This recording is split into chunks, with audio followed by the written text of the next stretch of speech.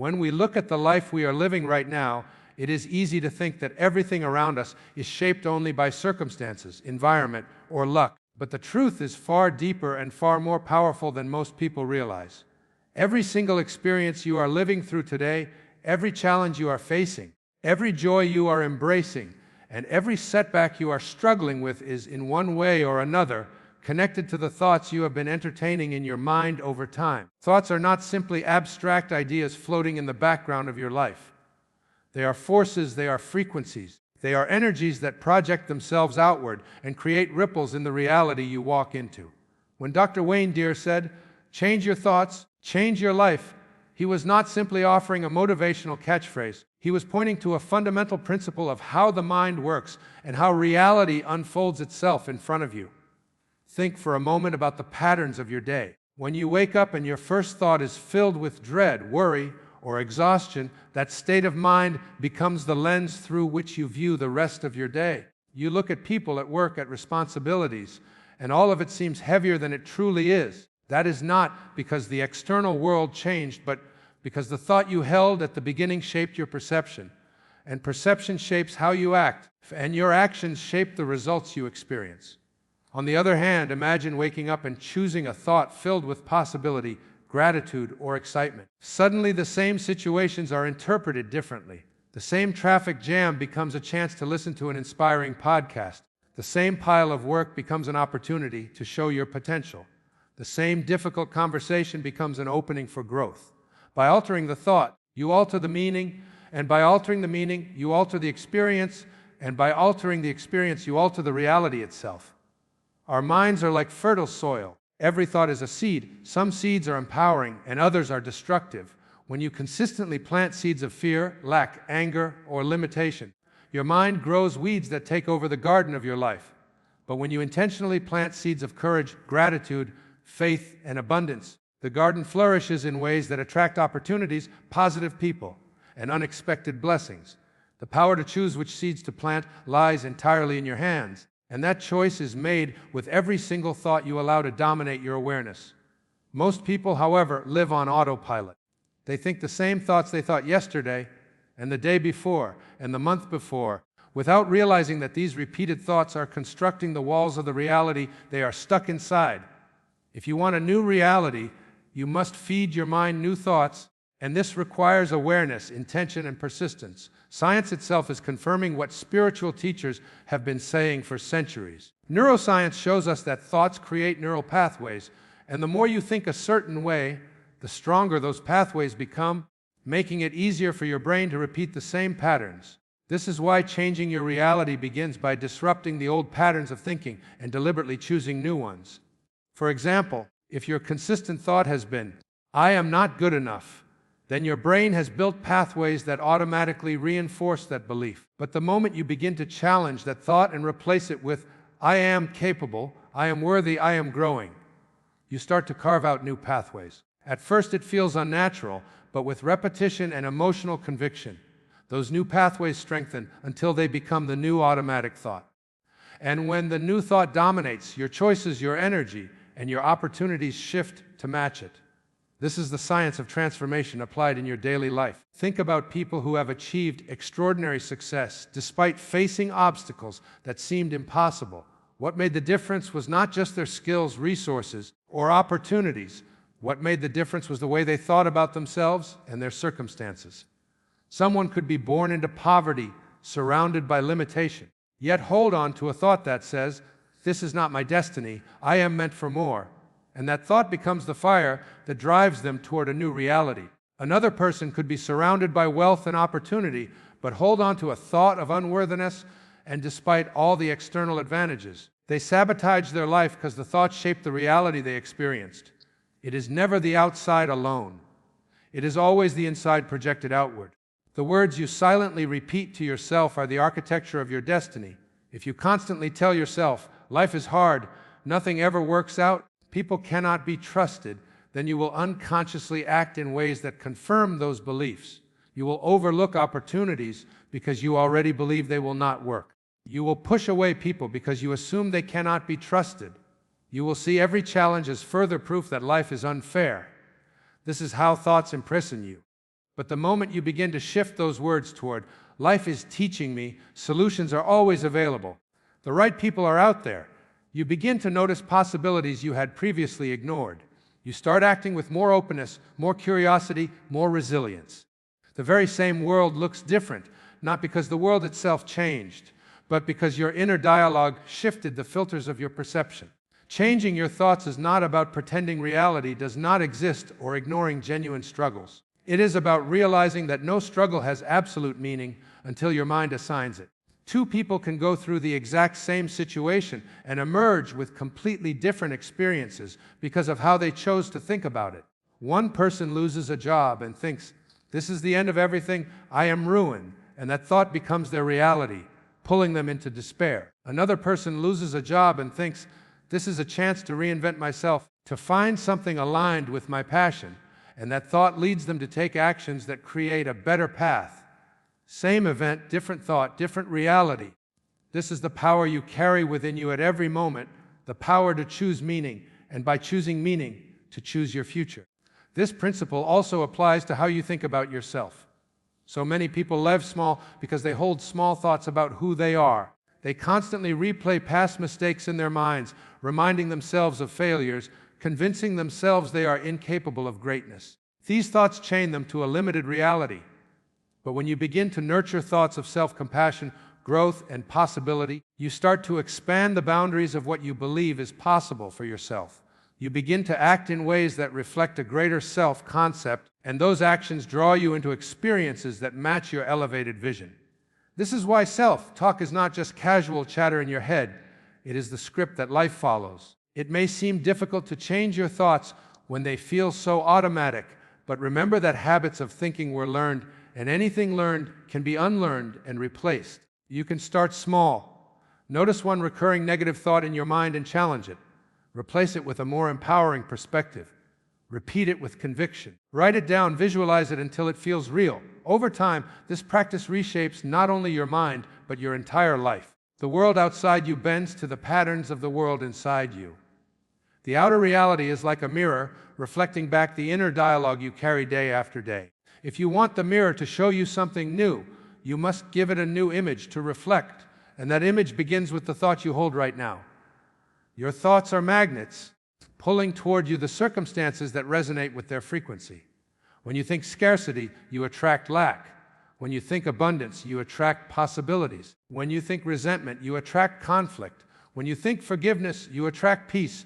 It is not mystical, it is the law of resonance. Energy attracts like energy. And the most constant energy you carry is the energy of your thoughts. The greatest gift you can give yourself is the discipline to direct that energy with intention. Every breakthrough begins with a thought. Every invention, every work of art, every revolution, every solution that transformed the world began as a thought in someone's mind. At first, it was invisible, intangible, unproven. But because that person nurtured the thought, believed in it, held it even when others doubted, the thought manifested into reality. You carry that same power. The question is not whether your thoughts can create reality.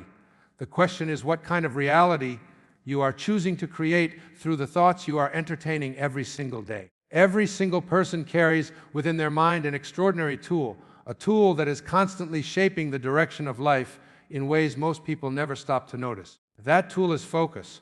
Whatever you give the majority of your mental and emotional energy to, that is what expands in your life.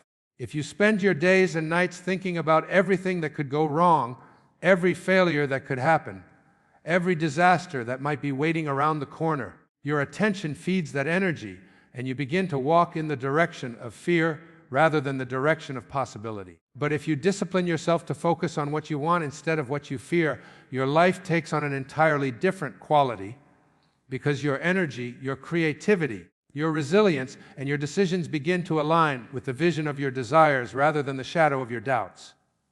Fear is one of the most natural human emotions, and it has its purpose. It alerts us to danger. It sharpens our senses in moments of real threat. It keeps us alive in situations where caution is required. But for most people, fear does not arise only in the face of genuine danger.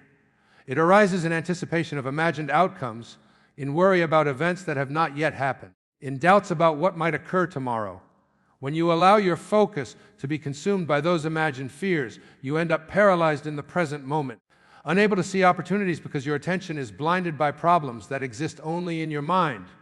The mind has a way of exaggerating fear, creating stories of disaster that feel so real that they dictate your actions. Yet none of those imagined scenarios are guaranteed, and most never even come to pass. The critical shift comes when you understand that focusing on what you want, even in the presence of fear, creates a path forward.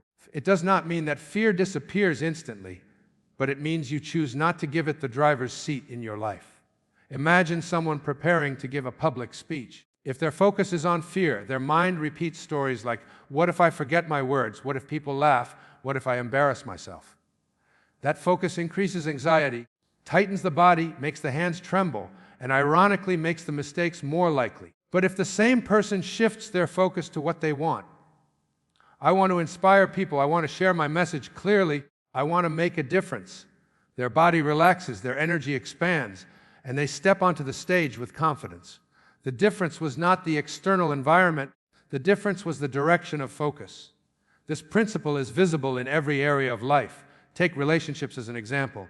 When someone focuses on the fear of betrayal, abandonment, or rejection, they begin to act in ways that sabotage connection. They may become overly suspicious, overly controlling, or overly distant because their fear drives their behavior.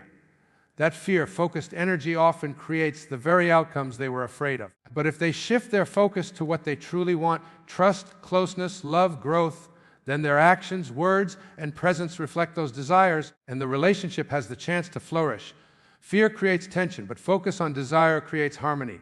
In careers and ambitions, the same law operates. So many people never pursue their dream projects or business ideas because they are focused on the fear of failure, the fear of losing money, the fear of being judged. When the focus is on fear, action is delayed, opportunities are missed, and the dream slowly fades into regret. But when you focus on what you want, the impact you want to make, the freedom you want to create, the vision you want to bring alive, you generate momentum. You begin to see possibilities, you gather resources, you attract allies, and you take risks that open doors. Fear closes the mind, but desire expands it. The universe responds differently when your attention is aligned with what you seek rather than what you are running away from. It is important to understand that the subconscious mind cannot tell the difference between a focus on fear and a focus on desire. It simply responds to the images and emotions you give it. If you constantly say to yourself, I don't want to be broke, I don't want to be lonely, I don't want to fail, your subconscious only registers the image of being broke, being lonely, being a failure, and it works to make those images real. But when you say, I want to create financial abundance, I want to experience meaningful relationships, I want to achieve success, your subconscious begins to search for ways to manifest those images instead. It is like programming a GPS. If you keep typing in places you don't want to go, you will still end up somewhere you never desired. But if you type in the destination you want, the GPS guides you toward it step by step, even if detours and obstacles appear along the way. The more vividly you focus on what you want, the more your entire being aligns with that vision. Athletes use this principle all the time. Before running a race, they visualize crossing the finish line with strength and victory. They do not spend their preparation imagining themselves falling, tripping, or failing. Their focus is on the outcome they want, and their body follows the mind's command. Entrepreneurs do the same when they imagine their products changing lives. Leaders do the same when they imagine their communities thriving. The human mind is a projector, and what it projects with consistency eventually becomes the film that plays on the screen of life. Of course, focusing on what you want does not mean ignoring reality. It does not mean you deny that challenges exist. It means you acknowledge the challenge, but choose to keep your gaze on the solution rather than the problem. If you are driving a car and your eyes are locked on the wall in front of you, no matter how much you turn the steering wheel, you will unconsciously drift toward the wall. But if your eyes are on the open road ahead, your hands naturally guide the car in that direction. The same happens with focus in life. Wherever your mental gaze rests, your actions tend to follow. Many people allow fear to dominate because it feels safer to expect the worst. They believe that by worrying about what might go wrong, they are protecting themselves. But worry is not protection. Worry is rehearsal for pain that may never happen, and it drains the energy you could use to build something meaningful. Focusing on what you want does not guarantee that nothing difficult will ever happen, but it does guarantee that your energy is being invested in creation instead of destruction. When you focus on what you want, you prime your brain to notice opportunities, you strengthen your resilience in the face of setbacks, and you cultivate the courage to keep moving forward. Consider how children approach life. They often focus on what excites them, the toy they want to play with, the adventure they want to explore, the dream they want to chase. They do not waste endless hours worrying about all the things that could go wrong. That purity of focus is why children often exude joy and enthusiasm. As adults, layers of fear and doubt accumulate, and we begin to shrink our desires, convincing ourselves to settle for less to avoid disappointment. But the truth is, disappointment comes more from not pursuing what you want than from failing along the way. Failure can be temporary, but regret is permanent. Focusing on what you want, even if it takes time, keeps you aligned with growth and possibility, whereas focusing on fear guarantees stagnation. Your focus is also contagious. The energy you carry influences the people around you. If you walk into a room filled with fear, speaking only of what could go wrong, you spread anxiety and hesitation. But if you walk in focused on solutions, on possibilities, on the future you want to create, you inspire others to rise to the same vibration. Leaders throughout history have understood this. In times of crisis, they spoke not only about the dangers, but about the vision of victory, peace, or progress. Their focus lifted entire nations. In your own life, you may not be leading nations, but you are leading yourself, your family, your team, your community, and the energy of your focus sets the tone for all those interactions. The practice of focusing on what you want requires awareness, because fear is often louder and more immediate. Fear shouts while desire whispers. Fear presents itself as urgent, demanding your attention with worst-case scenarios. Desire, on the other hand, requires stillness, clarity, and imagination to hear. That is why practices like meditation, journaling, or visualization are powerful. They quiet the noise of fear so that the voice of desire can become stronger.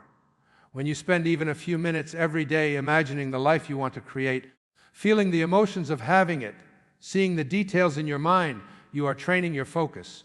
And just as physical training strengthens the body, mental training strengthens the mind's ability to stay fixed on what you want even in the presence of distractions. In the end, the choice of focus is one of the most important choices you make daily. Every time a fear arises, you have the power to acknowledge it and then redirect your attention to what you want. Every time doubt creeps in, you can choose to replace it with a vision of the outcome you desire. Over time, this becomes a habit, and that habit becomes your character, and your character becomes your destiny. The world responds not to your fears, but to your focus. Intention is one of the most underestimated forces in human life, yet it is one of the most powerful. Intention is not just about setting goals or making plans, it is about the energy that drives everything you do. It is the inner compass that determines the direction of your actions, the meaning of your choices, and the quality of your experiences. While circumstances may appear to be random, the truth is that much of what we attract and create in our lives is deeply connected to the intentions we hold, whether consciously or unconsciously.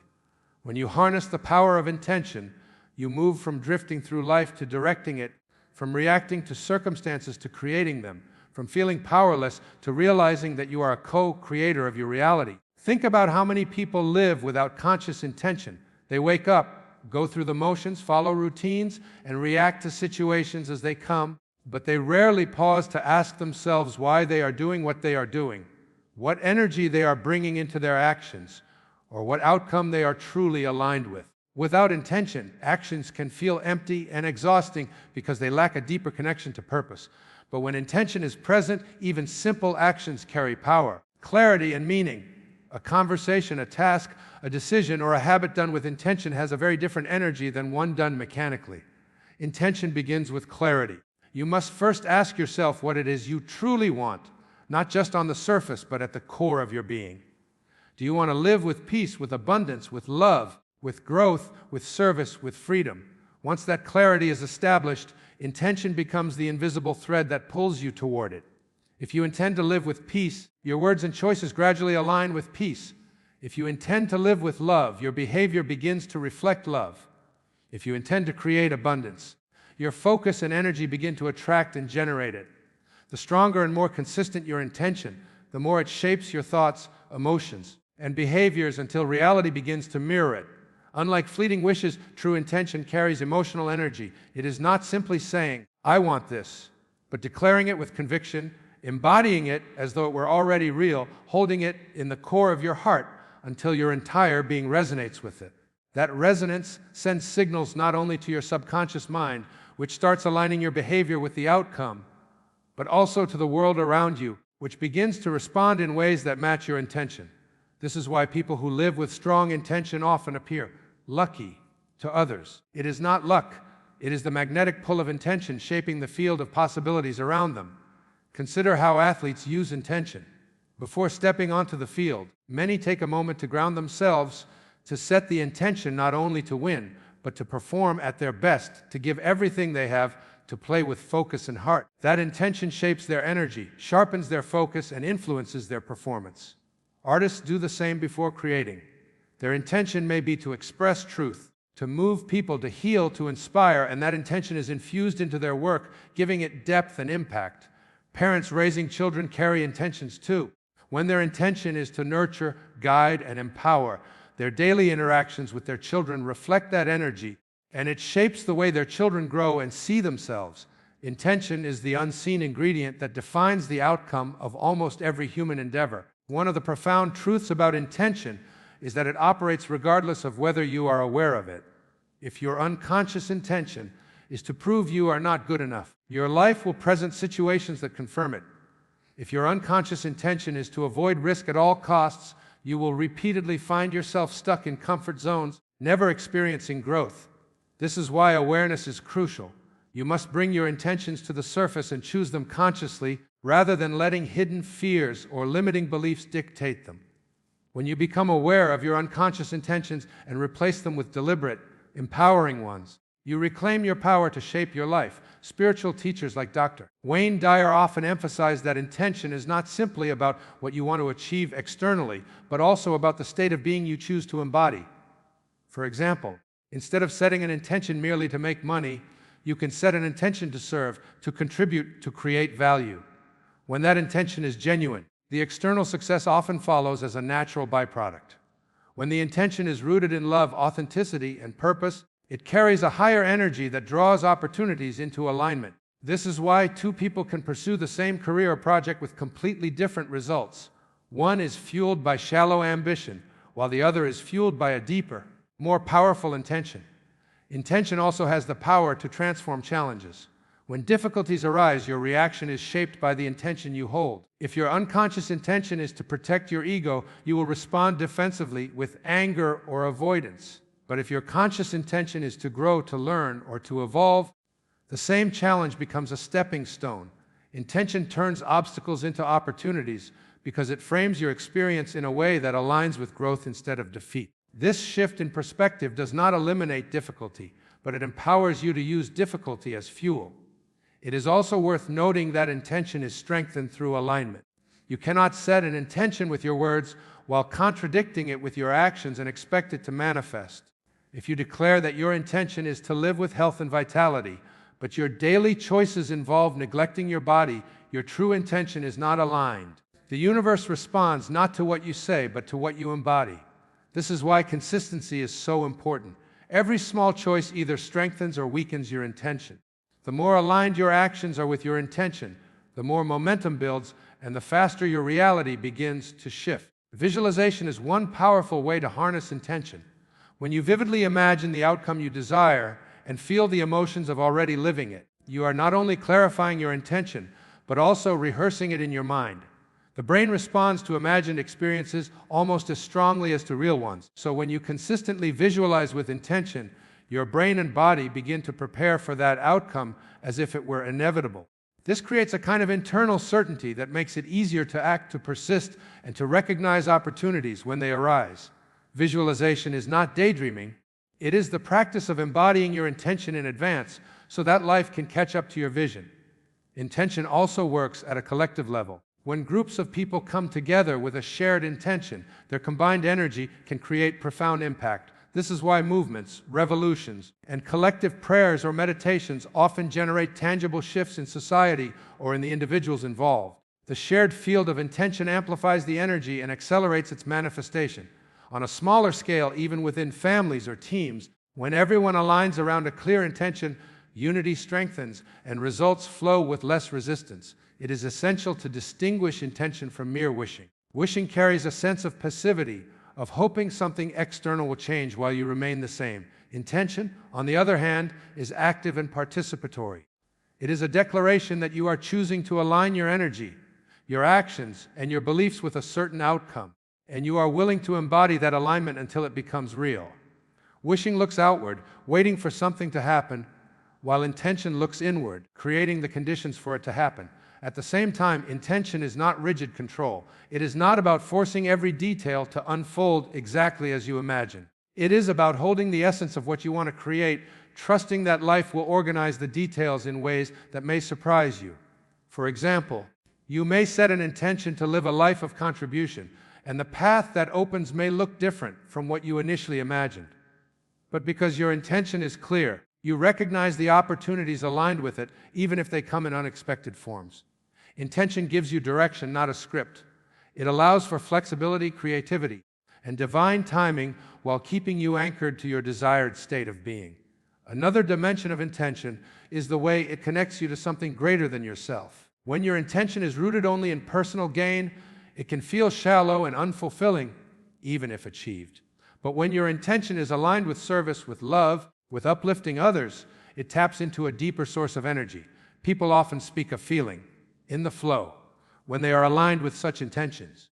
That flow is the universe supporting what is in harmony with growth and expansion. It is as though life itself conspires to help you when your intention serves not only yourself, but also the greater good. Daily practice of intention setting can transform your life. In the morning, before rushing into tasks, take a moment to declare the kind of energy you want to bring into the day. Instead of letting the day push you into chaos, you push your intention into the day. For example, today my intention is to approach challenges with calm and clarity, to connect with people authentically, to remain grateful. Such simple practices realign your focus and energy. Over time, you will notice that your experiences begin to reflect the intentions you set, as if the outer world is rearranging itself to match the inner command. Every great achievement begins with intention. Every invention, every movement, every work of art, every act of transformation is born from someone holding a clear, unwavering intention. At first, it exists only in the invisible space of thought and energy, but with persistence, belief, and alignment, that intention draws resources, opportunities, and people into its orbit until it becomes physical reality. You are no different from those people. The same power of intention flows through you. The question is not whether intention works. The question is whether you are willing to harness it consciously, to choose it deliberately, to embody it fully, and to trust in its ability to shape the course of your life. Inside every person's mind lives a voice that never seems to stop speaking. Sometimes it is encouraging, uplifting, and supportive, reminding you of your strengths and possibilities. But very often, for many people, that voice turns critical, harsh, and unrelenting. It whispers doubts, amplifies mistakes, exaggerates failures, and constantly questions your worth. This is negative self-talk, the silent critic that can become the loudest obstacle in your path if you allow it to dominate your inner world. It is not the outside world that defeats most people. It is the internal conversation they have with themselves. The thoughts you repeat become the beliefs you accept, and the beliefs you accept become the limits you live within. If you want to step into your potential, one of the most important practices you can cultivate is learning to silence negative self-talk. Negative self-talk does not always sound extreme. Sometimes it shows up in subtle ways, like a quiet doubt when you are about to try something new, a dismissive thought when you receive a compliment, or a heavy sigh when you look at yourself in the mirror. Other times, it becomes louder, filling your mind with accusations such as, "You're not smart enough, you're not attractive enough, you're not capable, you're not deserving." These statements may not be objectively true, but when repeated often enough, they feel like undeniable facts. The mind begins to accept them as reality, and behavior follows accordingly. If you constantly tell yourself that you cannot do something, you stop trying. If you tell yourself that people will reject you, you avoid connection. If you tell yourself that success is impossible, you stop pursuing it. The voice of negative self-talk becomes a self-fulfilling prophecy. This inner critic is shaped by many influences: Childhood experiences, societal expectations, cultural conditioning, comparisons with others, and past failures all feed into it. Perhaps someone once told you that you were not good enough, and you believed them. Perhaps you made a mistake and decided to carry that mistake as a permanent definition of yourself. Perhaps you compared your journey to someone else's and convinced yourself that you were behind. Over time, these moments gather like stones, and the voice of negative self-talk builds a wall inside your mind. You begin to live not according to your potential, but according to the limits imposed by that voice. Yet the truth is, that voice is not who you are. It is a collection of borrowed opinions, temporary setbacks, and conditioned patterns. It is noise, not truth. Silencing negative self-talk begins with awareness. Most people are not even conscious of how much they criticize themselves throughout the day. They brush it off as normal thinking. But if you could record your inner dialogue and play it aloud, you might be shocked at how cruel it sounds. You might never speak to another person the way you speak to yourself. Awareness means catching the voice in the act, noticing when it says, "You can't do this," or "You'll fail again," or "Nobody cares." Once you notice it, you create a gap between you and the thought. You realize that you are the observer of the thought, not the thought itself. That awareness is the first step toward change. Once you become aware, the next step is to challenge the voice. Negative self-talk thrives in unquestioned repetition. It grows stronger when you accept its statements without resistance. But when you begin to ask, "Is this really true? Where is the evidence? What proof do I have that I am incapable?" you weaken its grip. Often, you will find that the voice is making assumptions, not statements of fact. For example, you may hear, "You always fail." But if you pause and examine your life, you will discover countless moments of success, resilience, and progress. The voice deals in absolutes and exaggerations, but reality is far more balanced. By challenging the voice, you remind yourself of the truth, and the truth begins to dissolve the power of the lie. Silencing negative self-talk is not just about resisting the critic, but also about replacing it with a kinder, more empowering voice. The mind cannot simply stop talking. It needs a new dialogue to focus on. This is where affirmations, self-compassion, and constructive self-talk come into play. Instead of "I can't do this," you replace it with "I am capable of learning and growing." Instead of "I'm not worthy," you replace it with "I am deserving of love and success." At first, these statements may feel forced or unnatural, especially if you have been conditioned by negativity for years. But with repetition and emotional conviction, they begin to rewire the brain. Neuroscience shows us that thoughts create pathways, and the more you think a thought, the stronger the pathway becomes. By consistently feeding your mind positive and empowering self-talk, you carve out new neural patterns that gradually become your default. Visualization can also be a powerful tool for silencing negative self-talk. When the critic says, "You will fail," instead of arguing endlessly, you close your eyes and imagine yourself succeeding. You imagine yourself speaking confidently, achieving your goal, receiving recognition, feeling proud. The mind cannot hold two conflicting images at once, so when you flood it with empowering images, the negative ones begin to fade. Over time, your brain associates new emotions with those visions, and the critic loses credibility. Visualization is not about pretending challenges do not exist. It is about reminding yourself of your capability to rise above them. Another important aspect of silencing negative self-talk is cultivating self-compassion. Many people hold themselves to standards of perfection and punish themselves when they fall short. They think self-criticism will make them stronger, but research shows the opposite. Harsh self-talk erodes confidence and motivation, while compassionate self-talk builds resilience and perseverance. Self-compassion does not mean avoiding responsibility. It means acknowledging mistakes without defining yourself by them. It means speaking to yourself the way you would speak to a friend, with encouragement, understanding, and belief in their ability to grow. Imagine how much more progress you could make if your inner voice became a coach instead of a critic. It is also helpful to remember that negative self-talk is not always personal. Sometimes it is the echo of voices from your past. Maybe a teacher, a parent, or a peer once criticized you harshly, and you internalized their words. Now their voice lives on inside you, disguised as your own. Recognizing this can help you detach from the critic. You realize that those words were never a reflection of your true self. They were reflections of someone else's limitations, biases, or pain. By identifying the origin, you strip the negative self-talk of its authority. You no longer have to carry someone else's opinion as your identity. Another strategy is mindfulness. When negative self-talk arises, instead of wrestling with it, you simply observe it as a passing cloud. You do not resist it or feed it. You let it pass through without attaching to it. Mindfulness creates space between you and the critic, space wide enough for peace to enter. Over time, this practice weakens the automatic nature of negative thoughts. They may still arise, but they lose their sting because you no longer believe they define you. You become the sky, vast and steady, while the negative thoughts are just temporary weather patterns. Environment plays a role too. If you constantly surround yourself with negativity, whether from media, toxic relationships, or environments that drain your energy, it becomes harder to silence your inner critic. The outer noise reinforces the inner noise.